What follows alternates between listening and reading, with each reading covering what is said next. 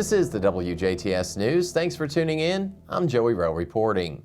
2 Missouri women were arrested in Jasper on meth-related charges. Yesterday, the Jasper Police Department were dispatched to the Sure Stay Hotel in reference to a possible drug overdose. Officers arrived on scene with EMS and identified the subject as 47-year-old Cynthia Connor.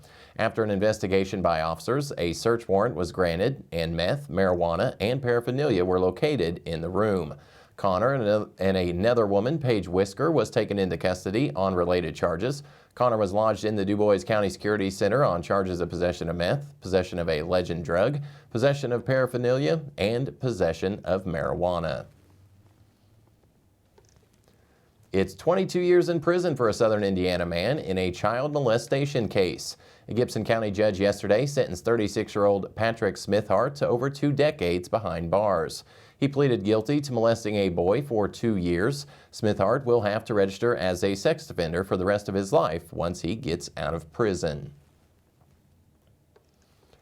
Pat Godwin, one of the most clever songwriters and quick-witted live comedians in the business, is coming to the historic Astra Theater in Jasper on Saturday, May 7th.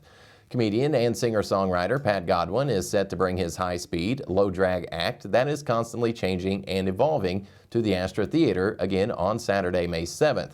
The doors for this performance will open at 6:30 p.m. Eastern Time, with the opening act starting their routine at 7:30 p.m. Eastern. Godwin will take the stage at 8:30. Tickets are on sale now at astratheater.com. General admission tickets on the main floor and balcony are $20. Godwin is a clever and prolific comedy songwriter who is completely in the moment on stage while weaving in and out of original songs, improvised material, and bits. He worked for 6 years as part of the Morning Zoo at WMMR in Philadelphia. He was a frequent guest and contributor to both Howard Stern's radio and TV shows and got major airplay on terrestrial and satellite radio with his album Under the Belt, which contained the hits Gangsta Folk, Gone Bad, and First Date.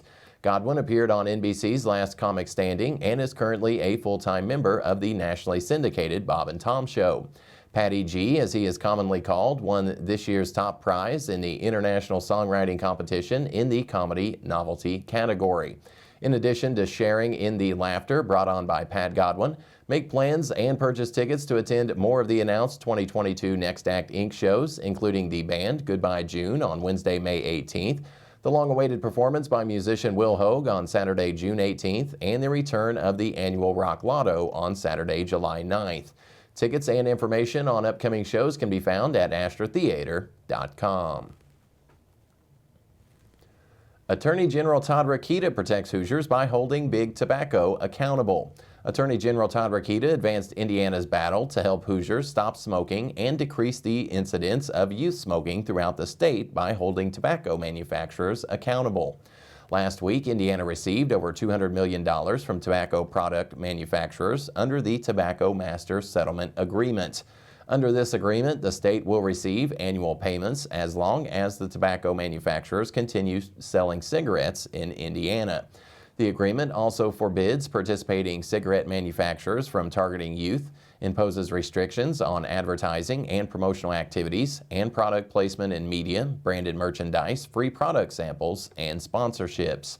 The Tobacco Master Settlement Agreement remains the largest civil settlement in U.S. history. The funds received by Indiana under the settlement agreement go to health care, prevention, and reduction of smoking. Cigarettes cause cancer and other diseases, as the Surgeon General first concluded in its historic 1964 report. So, improving Hoosiers' health remains a priority of the Attorney General, as it should for all elected officials. For more information on quitting smoking, call Indiana's Tobacco Quit line at 1-800-QUIT-NOW. The Indiana State Police Capitol Police Section is accepting applications. Individuals interested in beginning a rewarding career as a Capitol Police officer may apply online at in.gov/ISP.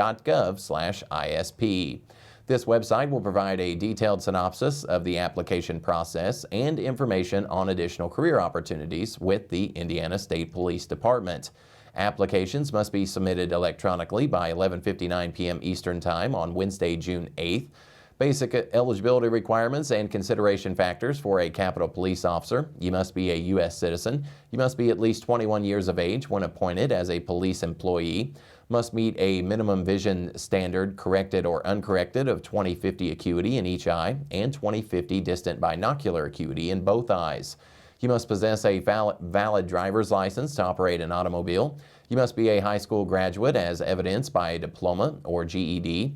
The academy will begin on Monday, August 29th. The starting salary for a Capitol Police Section probationary officer is $46,863 a year.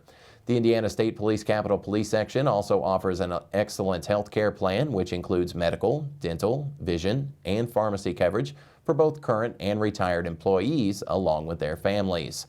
The state maintains short-term and long-term disability plans for full-time employees after 6 months of continuous employment. As an Indiana State Police Capitol Police officer, you are automatically enrolled in the Public Employees Retirement Fund, or PERF. The state will contribute to your retirement account. Interested applicants can obtain additional information about career as a Capitol Police officer again by visiting in.gov/ISP, or you can email Employment Services Section team member at isp.recruiting@isp.in.gov. The Indianapolis 500 isn't bringing back the balloon release. Race managers yesterday told the Indianapolis Star that they are not planning for a release this year and are looking at ending the tradition for good. Environmentalists say releasing thousands of balloons hurt birds and other animals.